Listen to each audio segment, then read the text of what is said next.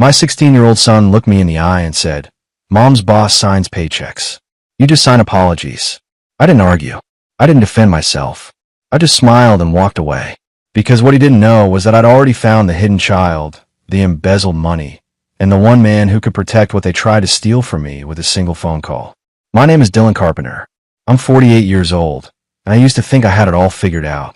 23 years of marriage, a son who was my pride and joy, a career as a financial auditor that taught me to spot inconsistencies in numbers, but somehow left me blind to the ones in my own life. I spent decades teaching clients how to protect their assets, how to read between the lines of balance sheets, how to catch the red flags before they became disasters. Ironic, isn't it? I could sniff out financial fraud from a mile away, but I couldn't see my own wife playing me for a fool. The moment everything shifted happened on a Thursday night at Romano's. This Italian place Cameron and I had been going to since he was 8. Same corner booth. Same waiter who remembered we both liked our steaks medium rare. It was supposed to be our thing, father and son, no distractions. But that night, something felt different. Cameron had this look in his eyes, like he was sizing me up, measuring me against some invisible standard I didn't know existed. We ordered our usual. The waiter brought bread, poured water, retreated. Cameron broke off a piece of bread, didn't eat it, just rolled it between his fingers. "Mom's doing really well at work," he said, casual as asking about the weather. "That's great," I replied, cutting into my bread. "She works hard." "Yeah." He paused, took a sip of his Coke. "Mr. Kelly really values her. Gave her another raise last month." Raymond Kelly, the name that had been creeping into our dinner conversations for the past 2 years. Her boss, her mentor, her whatever the hell he actually was. "That's good," I said, keeping my voice neutral. "She deserves it." Cameron looked at me then, really looked at me, and I saw something in his face that made my stomach drop. Pity maybe, or contempt. Something borrowed, something that didn't belong in a 16-year-old's expression. "Dad, Mom's boss signs paychecks. You just sign apologies." The words landed like a punch to the gut. Not because they were loud or angry, but because they were so calm, so rehearsed. Like he'd been practicing them. Or worse, like someone had given them to him. I set down my fork. The restaurant noise, the clinking glasses, the low murmur of other people's conversations, it all faded into white noise. I looked at my son across the flickering candle between us. "Where'd you hear that?" I asked. My voice was steady, but something inside me was already shifting, hardening. Cameron shrugged, wouldn't meet my eyes. "It's just true, isn't it?" I didn't answer right away. I finished chewing, wiped my mouth with a napkin, took a slow drink of water. Stalling maybe, or just trying to process the fact that my own kid had just delivered a line that sounded like it came straight from someone else's mouth. Someone who wanted to make sure I knew exactly where I stood. "Good to know where your loyalty is," I finally said. Not angry, not hurt, just noted. The waiter came by, asked if everything was okay. I nodded, asked for the check. Cameron looked surprised. "We just got our food," he said. "I know." I signed a receipt, left a generous tip. Tipped like a man, closing a chapter. "I'm not hungry anymore." I stood up, grabbed my jacket. Cameron sat there, confused, maybe a little guilty, but not enough. Not nearly enough. That was the last dinner we'd share like that. The last time I pretend everything was fine, that I was just being paranoid, that Lisa's late nights and business trips and sudden promotions were all just part of climbing the corporate ladder. I drove home in silence. When I pulled into the driveway, Lisa's car was already there, which was unusual for a Thursday. She was supposed to be at some client dinner. I walked inside, heard her voice from the kitchen, bright and animated. She was on the phone. I know, she laughed. He doesn't suspect a thing. I stood in the hallway, frozen. She hadn't heard me come in. "Ray, we just need to be patient a little longer. The paperwork's almost ready." Raymond Kelly. I turned around, walked back out to my car, and sat in the driver's seat for 20 minutes, hands gripping the steering wheel, breathing steady. That night, something inside me went cold. Clinical. The same way I approached audits, looking for discrepancies, following trails, documenting evidence. If they wanted to play this game, fine. But they'd forgotten one crucial detail. I wrote the rule book. I didn't sleep that night. Didn't even try. Instead, I went to my office, the small room Lisa always complained was too cluttered, and pulled out my laptop. As a financial auditor, I'd spent 20 years tracking money trails for corporations, finding discrepancies, uncovering fraud. The irony wasn't lost on me that I'd never thought to audit my own marriage. I started with the bank statements. Joint account first, then Lisa's personal checking that I technically had access to, but never looked at. The patterns emerged quickly, like they always do when someone's hiding something. Conference in Denver, March 15th. Hotel charge, 2 rooms. Except I found the corporate card statement. Only 1 room billed to the company. The second room, $347 at the Riverside Hotel, paid from our joint account. My money, funding her affair. I kept digging. Dinner charges in cities where she claimed to be at training seminars. A jewelry purchase for $1,200 in May. Nothing I'd ever seen her wear.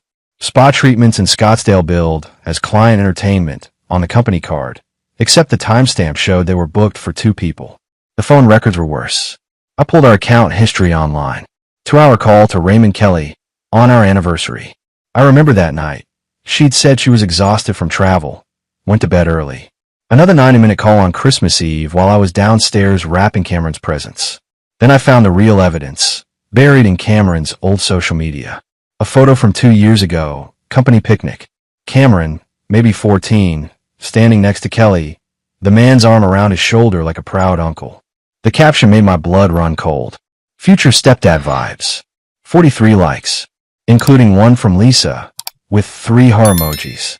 I sat back, stared at the screen until it blurred. This wasn't an affair that just happened. This was planned, cultivated, years in the making. Kelly hadn't just stolen my wife. He'd been positioning himself as the upgrade, the better man, the better father. And Lisa had helped him do it. I printed everything. Bank statements, phone records, screenshots.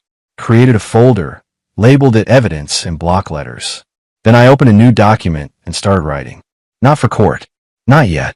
Just organizing my thoughts, building a timeline, looking for the leverage I knew had to be there.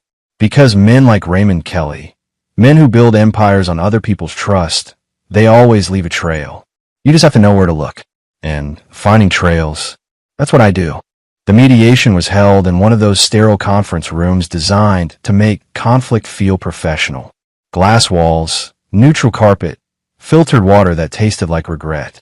I arrived 15 minutes early, alone, wearing the charcoal suit Lisa used to say made me look too serious. I was serious. Lisa walked in 12 minutes late. Raymond Kelly walked in with her, hand resting on the small of her back like he owned it. Like he'd been doing it for years, which apparently he had. He pulled out her chair, whispered something that made her smile, then sat down beside her, closer than her own attorney. The mediator, a tired-looking woman named Patricia, glanced at her notes. Mr. Carpenter, I see you're unrepresented today. For now, I said calmly. Kelly leaned forward, fingers pressed together like some boardroom prophet. We believe in a collaborative approach here, he began, his voice smooth, practiced. Given the emotional complexities, Lisa has asked me to help clarify certain communications. I looked at Lisa. She looked at the table. We've prepared a proposal, Kelly continued, sliding a bound document across to me. Color-coded tabs, professional formatting. We think a 60-40 asset split is fair, given the circumstances. Lisa will retain primary custody of Cameron, the college fund, and the house. You'll have standard visitation. I opened the packet. Page for a list of the house, the one I bought before we were married, as marital asset, retained by Lisa Carpenter. Page 7 suggested a 2-year alimony schedule that would drain half my income. Page 9 included Cameron's college fund, $85,000 I'd been contributing to since he was born, listed under assets managed by Lisa Carpenter. You're counting the college fund as hers, I said quietly. Kelly jumped in before Lisa could speak. It's under her management, Dylan. Always has been. We think it's best if it stays that way, especially given Cameron's preference to remain with his mother full-time. Preference. Like my 16-year-old son had voted me off the island. The mediator cleared her throat. Mr. Carpenter, are you certain you don't want legal representation? These matters move quickly. I closed the packet, pushed it aside. I understand perfectly. Kelly smirked, leaned back, whispered something to Lisa. She nodded, almost smiled. Patricia droned through formalities, filling time and forms. But I wasn't listening anymore. I was watching how Kelly touched Lisa's arm, how he answered for her, how he sat there, smug and certain, like this was already over. He thought I was broken, confused, ready to fold, but I was just getting started. I drove home in silence, every word from that room replaying in my head. Not with anger, with clarity. They'd made their move. Now it was my turn. I walked into my house, didn't even take off my shoes. Went straight to the desk, opened the drawer I hadn't touched in 15 years. Inside was a phone. Old, basic, one number saved. I stared at it for a long moment, thumb hovering over the call button. Then I pressed it. 3 rings. Then a voice, alert and unmistakable. Didn't think I'd hear from you again, Dylan. I know, I said, but you owe me. A pause, then, name it. Mediation. Next Thursday. 11 sharp. Sit next to me. Silence. Not hesitation. Just calculation. Understood. The line went dead. I put the phone back, locked the drawer. That night, I didn't sleep, but I didn't pace either. I planned. I was deep into reviewing Kelly's corporate filings when my phone rang. Unknown number.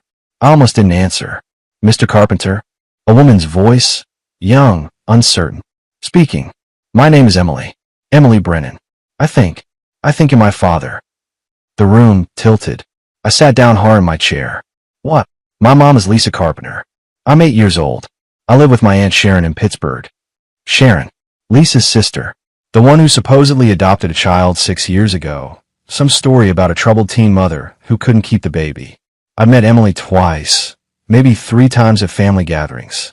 Sweet kid, quiet. I never looked twice. How did you get this number? I asked, my auditor brain kicking in, needing facts. Aunt Sharon gave it to me.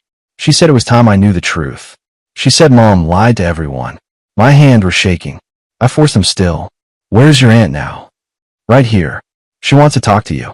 A rustling sound, then Sharon's voice, tight and angry. Dylan, I'm done lying for her. Lisa got pregnant 9 years ago.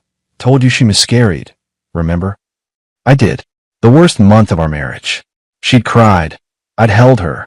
We'd grieved together. She didn't miscarry, Sharon continued. She had the baby. Made me take her. Said it would ruin everything with you. That the timing was wrong. That she wasn't ready. I've been raising Emily as my own, but I can't do this anymore. She deserves to know her real father. I couldn't breathe. Why now? Because Lisa's planning to take everything from you, and I'll be damned if I let her do it with a clear conscience. Emily deserves better. You deserve to know. I arranged to meet them the next day. A coffee shop in Pittsburgh, neutral ground. When I walked in, I saw her immediately. 8 years old, dark hair, my eyes staring back at me. She looked up, nervous. Hi, Emily, I managed. We talked for an hour. She asked careful questions. I gave careful answers. By the end, she was holding my hand. Sharon slid a folder across the table. Birth certificate, medical records, DNA tests she'd already run. She's yours, Dylan. No question. I looked at my daughter, this child I didn't know existed, and something inside me shifted. This wasn't just about Lisa's betrayal anymore. This was about a little girl who'd been hidden away like a secret, a mistake. I want to be in your life, I told Emily. If that's okay with you. She nodded, tears in her eyes. I'd like that. I drove back to Philadelphia with the folder on my passenger seat. Lisa had hidden my daughter, lied about a miscarriage. Let me grieve a child who was alive and growing up 3 hours away. The evidence folder on my desk just got a lot thicker. And my resolve? Unbreakable. I made a mistake 3 days before the next mediation. I checked social media. Not because I missed Lisa. Not because I was keeping tabs. Just old muscle memory, scrolling through feeds while drinking my morning coffee. That's when I saw it. Raymond Kelly's profile, public and proud. A photo posted 18 hours earlier. Fresh powder, mountain backdrop, arms spread wide like some corporate guru, celebrating enlightenment. Behind him, Lisa in a white parka I bought her last Christmas. And beside her, Cameron, grinning wide, ski poles in hand, wearing goggles that used to hang in our garage. The caption hit me like a sledgehammer. Some families are built. Others are rebuilt better. Hashtag fresh start, hashtag new beginnings, hashtag father figure, hashtag gratitude. I stare at that photo until the screen blurred. Not at the snow, or the matching gear, or Kelly's smug expression. It was Cameron's smile that gutted me. Too wide, too rehearsed, like someone had told him. Smile big. This one's for the followers. The comments rolled in. Colleagues praising Kelly's balanced life. Someone wrote, "So happy you found your real tribe." Another, "That's what a real man looks like." Tribe. Real man. Like I was some obsolete model they traded in for the upgrade. I scrolled through Kelly's feed, found more. A photo from 2 months ago, the three of them at a basketball game. Cameron's arm around Kelly's shoulder. Another from summer, a fishing trip I'd never heard about. Lisa in every single one, beaming like she'd finally found what she'd been missing. They've been building this narrative for months, maybe years. Not just having an affair, but constructing a replacement family, complete with social proof, public validation, my son as the centerpiece of their redemption story. I downloaded every photo, printed them in color. The one from the ski trip, I printed twice. Stapled one inside the evidence folder. The other, I taped to the inside of my desk drawer where I'd see it every morning. Not for motivation, for clarity. A reminder of exactly what they tried to do. Erase me. Replace me. Rewrite history so thoroughly that even my own son would forget I existed. I called Sharon in Pittsburgh. "Can Emily come stay with me next weekend?" "Of course," Sharon said. "She's been asking about you nonstop." "Good," I said. Because Cameron needs to meet his sister. And Lisa needs to explain why she's been lying for 8 years. That night, I drafted an email to Lisa's attorney. Attached the birth certificate, the DNA test, Sharon's affidavit. Subject line, additional dependent, Emily Carpenter, age 8. I didn't send it yet. Timing mattered. But soon, very soon, Lisa was going to discover that her carefully constructed narrative had a hole big enough to drive a truck through. And I was going to be the one behind the wheel. I was reviewing Emily's medical records when my phone rang. Private number. "Mr. Carpenter? My name is Josh Brennan. I work at Kelly's firm, corporate legal department." I sat up straighter. "I'm listening. I know what Raymond Kelly is doing to you," Josh said, voice low, urgent. "And I want to help." "Why would you help me?" I asked, skeptical. "Because 7 years ago, Kelly destroyed my father's career. Dad was VP of finance, found irregularities in expense reports, confronted Kelly privately. 2 weeks later, Dad was fired for performance issues. Lost his pension, his reputation, everything. He never recovered. Died of a heart attack 3 years ago, still fighting to clear his name." I closed my eyes. Another victim. Another family broken by Raymond Kelly's ambition. "What do you have?" I asked. "Emails. Internal memos.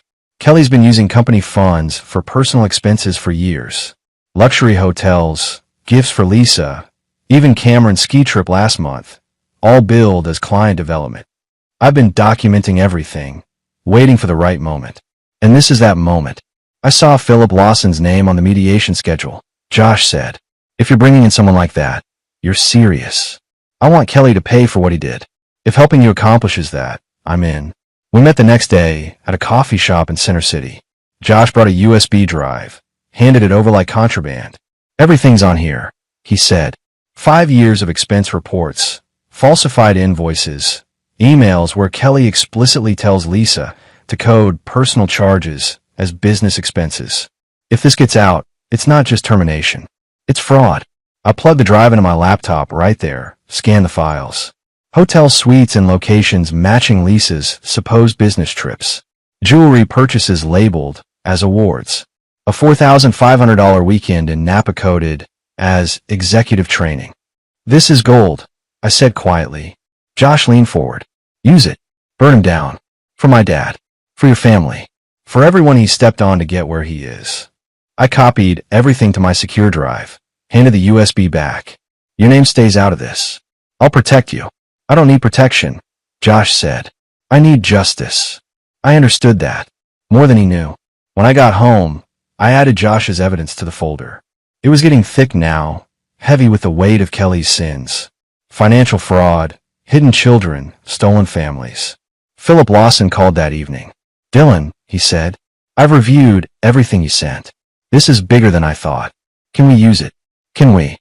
Philip laughed, sharp and satisfied. "Dylan, we can end him. Professionally, legally, completely. But you need to be certain. Once we start this, there's no walking it back." I thought about Cameron's smile in that ski photo. About Emily asking if I come to her school play. About Lisa's 3 heart emojis under a post calling another man Cameron's father figure. I'm certain, I said. Good. Thursday, 11 a.m. I'll handle the rest. I hung up, opened my desk drawer, looked at the ski trip photo taped inside. Rebuilt better. The caption had said, we'd see about that. Thursday morning arrived with cold clarity. I wore the same charcoal suit, carried the same briefcase, but this time I wasn't walking into that conference room alone. I arrived at 10:55. Lisa and Kelly were already there, seated in their usual spots, her lawyer shuffling papers with the confidence of someone who thought this was already decided. Kelly had his arm draped over the back of Lisa's chair, proprietary, smug. I walked in, set my briefcase down, but didn't sit. Patricia, the mediator, looked up from her notes. Mr. Carpenter, are you ready to proceed? I'm waiting, I said simply. Lisa exchanged a glance with Kelly. He smirked, leaned back in his chair like he had all the time in the world. Then the door opened. Philip Lawson walked in, and the temperature in the room dropped 10 degrees. Mid-60s, impeccable navy suit, silver hair combed back with precision.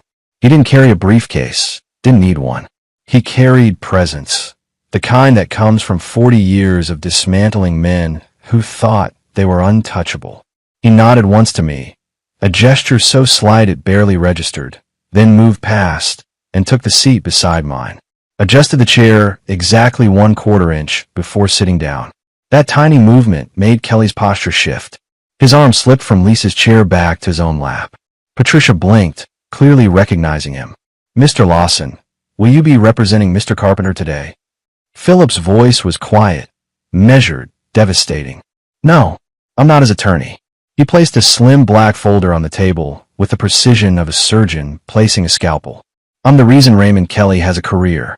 The silence that followed was absolute. Kelly's face went pale. His lawyer, the junior partner who'd been so confident moments ago, froze mid-breath. I watched his throat work, trying to swallow. Lisa turned to look at Philip, recognition dawning in her eyes. Fear followed quickly after. Kelly found his voice, barely. I was told you retired. Philip smiled, thin and cold. I did. What Dylan called in a favor. And I always pay my debts. He opened the folder, methodical and calm. Shall we begin? Kelly's lawyer leaned in, whispered something urgent. I caught fragments. Can't be here. Conflict of interest. Philip heard it too. There's no conflict. I'm not representing anyone. I'm simply here to clarify certain historical facts. Facts that pertain to Mr. Kelly's employment contract, which I drafted in 2006. He pulled out the first document, slid it across the table. Clause 14. Relational conduct conflicts. You remember this, Raymond? Kelly stared at the paper like it might bite him. The employee shall not engage in romantic relationships with individuals related to senior shareholders. Philip's finger traced the text. Dylan Carpenter holds 0.8% equity from the Riverside acquisition. Preferred shares, non-voting, but legally binding. He looked up, meeting Kelly's eyes with surgical precision. You've been in a relationship with a shareholder's wife. That's a terminable offense. Lisa's lawyer finally spoke up. This is highly irregular. We should pause and... No, Philip said. Not loud, just final. We're going to finish this now. He pulled out the second document. Josh's evidence. Expense reports, falsified invoices, emails. 5 years of fraudulent billing.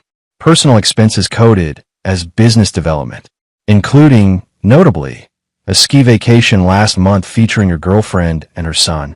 He slid the printed photo across the table. The one from social media. Kelly, Lisa, and Cameron, all smiles and hashtags. Posted publicly. Philip continued.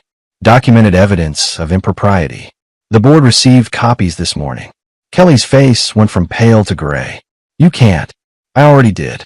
Philip's expression didn't change. They've accepted your resignation, effective immediately. The room felt like it was collapsing inward. Lisa grabbed Kelly's arm, her confidence finally shattering. Raymond, what is he talking about? But Kelly couldn't answer.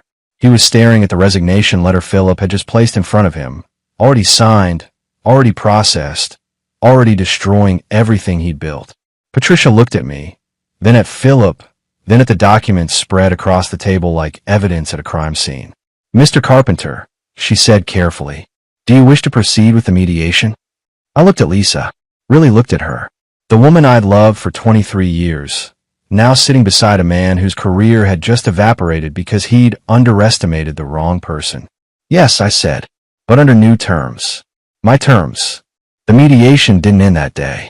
It transformed. Kelly's lawyer tried to salvage something. Anything. But Philip had sealed every exit. The resignation was final. The board had already moved to replace him, and the fraud investigation was launching within 48 hours. Lisa sat frozen, watching her carefully constructed future disintegrate in real time. We need to discuss custody, Patricia said, trying to regain control of the process. Cameron stays with me, I said firmly. Primary custody. Lisa gets supervised visitation until she can demonstrate stability. Lisa's head snapped up. You can't be serious. Cameron wants to live with me. Cameron, I said quietly, doesn't know he has a sister. I slid the folder across the table. Birth certificate, DNA test, Sharon's affidavit. Emily's school photo paper-clipped to the front. Lisa's face went white. Her lawyer picked up the documents, scanned them, then set them down like they were contaminated.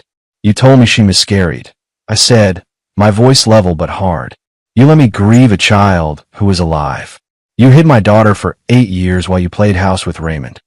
Dylan, I can explain. No. I cut her off. You can't. There's no explanation that makes this okay. Philip pulled out another document. Family court has been notified. Emergency custody hearing is scheduled for next week. Given the evidence of deception and the introduction of a previously unknown dependent, Mr. Carpenter's petition for primary custody is likely to be granted. Lisa's lawyer was sweating now. We'll fight this. With what resources? Philip asked mildly.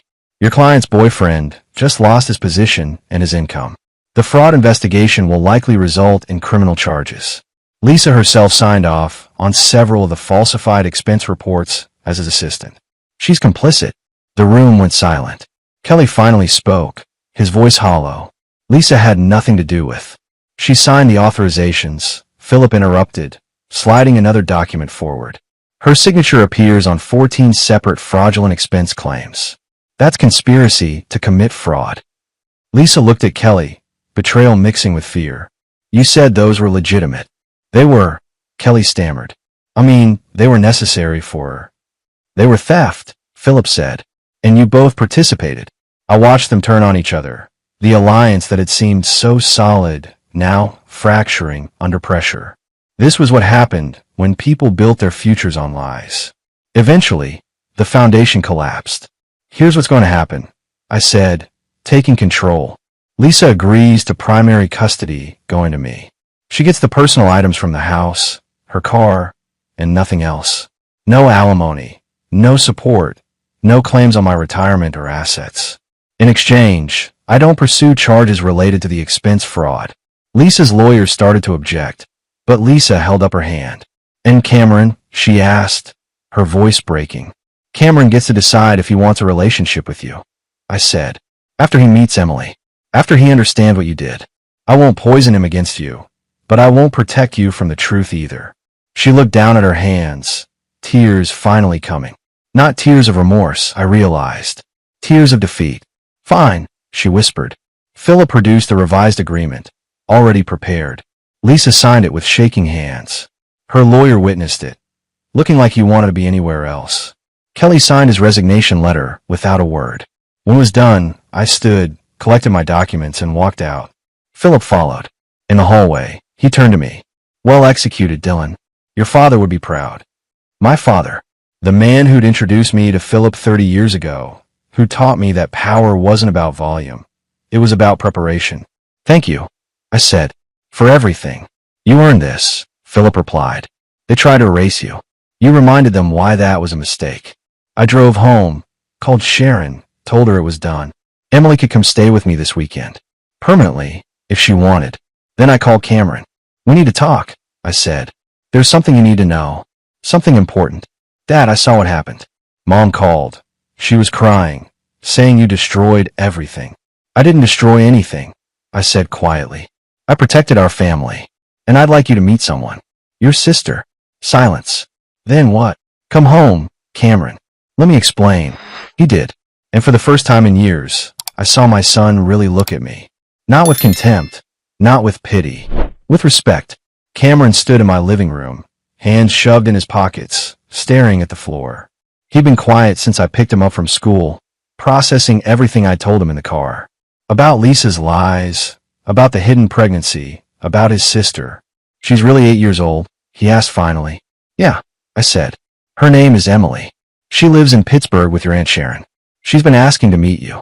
Cameron looked up, confusion and hurt mixing in his expression. Why would Mom do that? Hide her own kid. I didn't have a good answer. Maybe there wasn't one. People make choices they think will protect them. Sometimes those choices hurt everyone else. The doorbell rang. Cameron tensed. I opened the door. Sharon stood there with Emily, who clutched a small backpack and looked up at me with those eyes. My eyes. Uncertain but hopeful. Hi, Dylan, Sharon said quietly. Thanks for coming. I stepped back, let them in. Emily saw Cameron and froze. He was twice her height, a teenager who probably seemed like a giant to an 8-year-old. Emily, I said gently, this is Cameron, your brother. She looked between us, processing. Then, in that direct way only kids can manage, she said, you look like Dad. Cameron's face did something complicated. He crouched down at her level. Yeah? You think so? Uh-huh.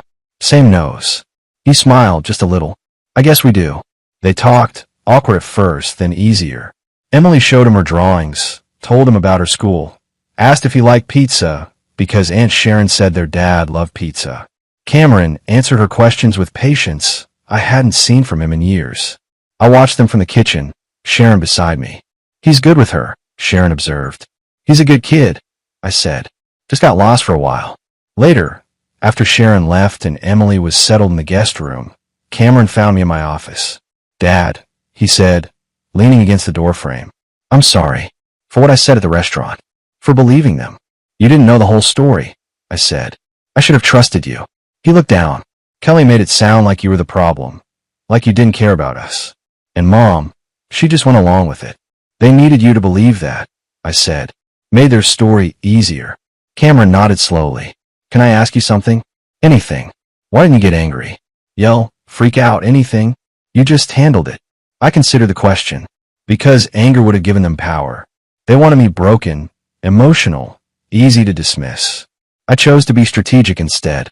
That's pretty cold, Cameron said, but there was respect in his voice. Not cold, I corrected. Focused. I had 2 kids to protect, even if one of them didn't know I existed yet. He smiled slightly. She's cool. Emily. Yes, she is. Think she'll want to live here? Like permanently? I hope so, I said. If she's comfortable. If you're okay with it. Cameron straightened. I'm okay with it. Actually, I think it'd be good. For both of us. That night, I tucked Emily into bed, something I'd never gotten to do before. She looked up at me, small and trusting. Dad, she said tentatively. Yes, sweetheart. Can I really stay here? As long as you want, I promised. She smiled, settled into the pillow. Good. I like it here. I closed her door gently, found Cameron in the hallway. She called you Dad, he said. Yeah. Feels right, Cameron said. Having her here. Having us actually be a family. It does, I agreed. And for the first time in years, I believed it. For months later, I stood in family court for the final custody hearing. Lisa sat across the aisle with a public defender, her eyes hollow. Kelly wasn't there. Last I heard, he'd taken a job in Atlanta, some mid-level position at a company that didn't know his history. Yet, the judge reviewed the evidence, the agreements, the testimony from Sharon, from Emily's therapist, from Cameron himself. Mr. Carpenter, the judge said, given the circumstances and the children's expressed preferences, I'm granting you sole legal and physical custody of both Cameron Carpenter and Emily Carpenter. Ms. Carpenter will have supervised visitation rights, pending completion of counseling requirements. Lisa didn't react, just signed the papers when they were placed in front of her. Outside the courthouse, Cameron and Emily waited with Sharon. Emily ran to me when she saw me, and I picked her up, held her tight. We won, she asked. We won, I confirmed. Cameron smiled, the real kind, the one I remembered from before everything got complicated. That weekend, we moved Emily's things for Pittsburgh. Her room in my house, our house, was already painted her favorite color, purple with white stars on the ceiling that glowed at night. Philip Lawson called the following Tuesday. "Thought you want to know," he said. "Kelly's new employer received an anonymous package yesterday. Employment history, fraud documentation, the works. He was terminated this morning." "Anonymous," I said. "Completely," Philip replied, but I could hear the smile in his voice. "Justice has a way of following people, Dylan. Sometimes it just needs a little help finding the address." I didn't ask if he'd sent it. Didn't need to. Josh Brennan, the young lawyer who'd helped take down Kelly, got promoted to senior counsel at the firm. New management appreciated his integrity, apparently. He sent me a thank you card with just 2 words. "For Dad." Lisa moved to a small apartment in the suburbs.